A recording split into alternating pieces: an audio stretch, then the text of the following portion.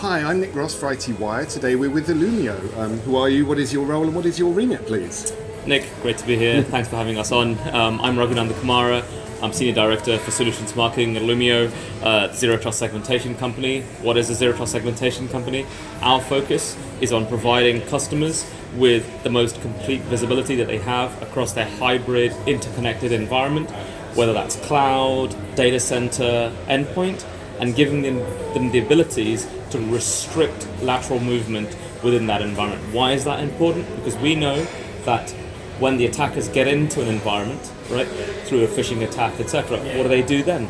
They try and picture what's going on in the environment, how things are interacting, where they can move around, and ultimately they leverage that to then go and compromise that data, compromise those critical assets. So by giving our customers the most complete picture of their environment and the ability to limit where the attacker can move, we give them the ability to contain attacks, to limit the spread, and ultimately boost their cyber resilience.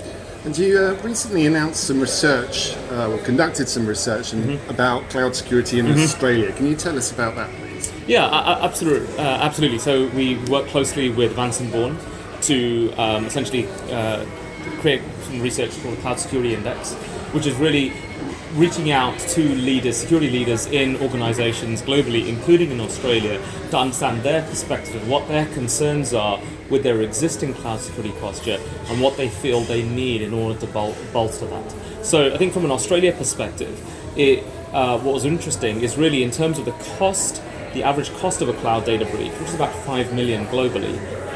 That's fairly consistent with other sort of data breach reports that we've seen, the likes of the IBM cost of data breach report, for example. And that was consistent. But what I think was really interesting in terms of the response from the Australian respondents compared to the rest of the globe. So increasingly sort of security practitioners say, assume the breach, assume that incursion is going to happen, right? And then plan your security defenses around that. And that's been the prevalent assumption that we've been working on for a number of years.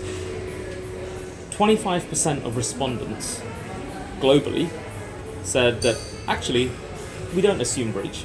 We assume that we're perfectly protected. In Australia, 50% feel that they've got adequate controls, that they don't need to adopt that assume breach mentality, and that, hey, we'll be okay, right? Which is interesting because it's very much completely against the grain of where the rest of the globe is thinking. So that is particularly interesting. You may have partly answered the next question, which is why local organisations are struggling to protect their data in the cloud. Well, no, I think cloud security, and the way I think about cloud security and why we make such a big deal out of it, right? If you think about, no one jumps up and down saying data center security or endpoint security, right? But everyone is talking about cloud security. Why?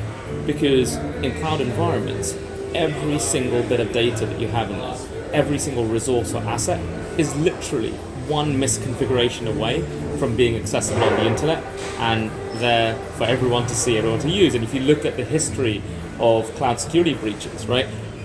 Ultimately, what does it come down to? Oh, there was misconfiguration that the attacker exploited, right? So because of that paranoia, there is a huge focus on cloud security. And organizations are trying to find that balance between securing their data adequately, but also the rush to the cloud is driven by sort of business transformation, business acceleration. How can I be more competitive than my closest competitors and get that advantage? So organizations struggle to make this trade-off between ensuring things are adequately protected and supporting their businesses and transforming. So this leads to that sort of concern that things aren't being protected adequately, but also that complete coverage, right? We have excellent cloud security tools, right? The cloud service providers provide a whole host of great capabilities, the likes of AWS, Azure, Google, etc. Provide a collection of great security capabilities for each of the services they offer. Now, almost because they're too great, and what I mean by that is that there's so many options, right, about how you can secure something in the cloud. Organizations struggle to figure out what they need, which is why they adopt sort of third-party security technologies, right? And you've heard of categories like CSPM, CWPP, CNAPP, etc., right? And all of these essentially solve some part of the puzzle, but there is a gap still left. And that's where organizations are concerned. It's because they're thinking, I have all of this coverage, but yet I'm still not 100% sure how my resources are interacting with each other. Who can actually access my infrastructure, my environment, my systems, right? And if one part of it is compromised, am I confident that the attacker can't move around and compromise other parts of it? And that's really the gap. That's the concern that they have. So we've got some recent breaches in recent history. I'm assuming that's going to be a timeless Absolutely. kind of like Yeah. statement for people watching this in a year's time. But perhaps you could tell everyone what you think the business repercussions are for organisations who experience a data breach. I mean, business repercussions, lack of trust, right? Loss of critical data, loss of competitive advantage, loss of business stability, right? Employee morale, productivity, profitability, and we can carry on, right? There's so many potential impacts associated with a data breach, with a breach, particularly in cloud. And how can Zero Trust Segmentation help? Yeah, absolutely, right? Because again, it's going back to what is fundamental, right? That we are not trying to cook up something new that is just relevant in our cloud environments. Zero Trust Segmentation, and I spoke about in the introduction, it's about giving customers the best possible perspective on how their connected assets, resources, etc. are interacting, and then giving them the ability to control that access so that an inevitable compromise in one part of the environment doesn't result in that catastrophic incident. So that is particularly important in cloud. We've got where the scale within your cloud environments, being able to spin up so many different resources and services, etc., is way beyond what you can do very easily in the data center. But also as organizations adopt multiple cloud, so organizations say, okay, whether they're hedging their bets or whether they're saying, okay, well, one provider has best of breed services in this aspect and another one has got in that aspect. We're seeing multi-cloud, right? And also hybrid between cloud and data center. So organizations even more need to understand what all those interdependencies are, how they're interacting with each other, and ensuring that only what is necessary is able to interact. So our technology allows our customers to go and do that, not just in the data center, not just at the endpoint, but also extend that to cover cloud and give them that same level of confidence. There's talk in this country of banning ransomware payments. What's your view on that? I mean, firstly, ransomware payments sort of fund illegal activities, they sort of give a nice revenue stream to the attackers, right? So at a sort of just a moral level, should they be banned? Oh yeah, that'd be great, right? But practically, the implication, if it's just about banning ransomware payments, then if organizations, if they've got to balance the cost of attempting a full response recovery and just saying, hey, here's the payment, and I trust you, the attacker, that you're going to restore everything and everything is going to be fine, you're not going to do anything else with that data and so on, and the integrity of it is going to be perfect, right? So if we're going to ban ransomware payments, then it has to be coupled with making it really easy for organizations to adopt the security capabilities that they need in order to be able to recover from these incidents quickly, fully, safely. Because otherwise, just simply banning ransomware payments is going to have no limited positive impact. Is there any way to stop the rising trend in, not just ransomware attacks, but attacks on organizations in the cloud here at all? I think it's the question is not about, the task is not about trying to stop the security incident, right? The attackers are going to continue to attempt incursion, continue to attempt to compromise environments, steal data, for as long as that is profitable, right? The focus has got to be on saying, again, are we going back to this assume breach, assume incursion mentality, right? Is if I assume that this is going to happen, how can I build the right set of controls, the right set of defenses, to limit the impact as much as possible, because it's not necessarily about stopping the attacker getting in, right?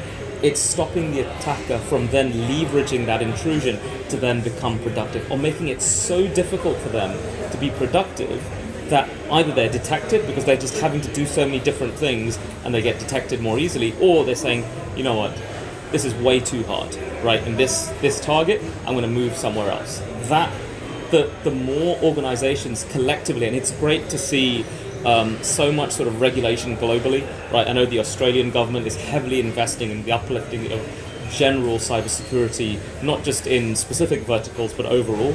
But also we're seeing this globally in pretty much every geography, right? Is putting in place sort of regulations, legislation to encourage this sort of leverage this breach mentality, assume breach, to improve cyber resilience. And that's really, if we kind of collectively buy into that and adopt that, that's what's going to result in limiting the impact of cyber incidents going forward. Everyone's probably sick to death of hearing about AI, but and its use in cybersecurity. We keep hearing that the attackers are using it so it's bad, but also we're hearing from others that, well, it's part of the defense. But what's your view on AI in cybersecurity? We can't have a cybersecurity interview or a talk, right, without mentioning at least three words: Zero Trust, Cloud, and AI. So I'm glad we've completed bingo here, right? So, okay, so if we kind of firstly, if we think about AI, and we divide that into two parts, right? There is and as sort of end users, right, as organizations, we're going to invest heavily in AI models, right, LLMs, etc., to kind of further our business, give our customers sort of the next great innovation, etc., right, experience.